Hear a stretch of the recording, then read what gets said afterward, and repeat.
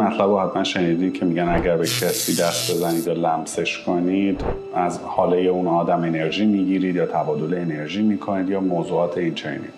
آیا موضوع درسته؟ بهتون میگم.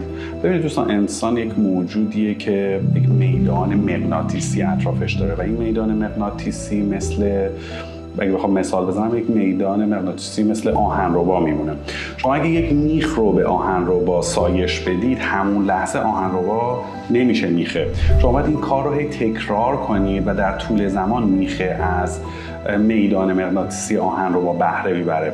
این موضوع مثل یک وسواس شده برای بعضیا. مثلا یک لمس کوچیکم میخوان یک نفر بکنم، مثلا میگه او نکنه، مثلا انرژیشو بگیریم و از این موضوع. اما واقعیت اینه که در طول زمان، در طی نشست و برخاست طولانی، در طی ارتباط طولانی، شما وایبریشن و انرژی اون آدم رو میگیرید. اما با یک بار تاچ یک نفر یا 10 بار در آغوش گرفتن یک نفر اتفاقی نمیفته و به نظر من اینا وسواس اضافه است، چون واقعا جنس میدان مغناطیسی اینجوری است که آنی تاثیر کنه. امیدوارم پس براتون مفید باشه.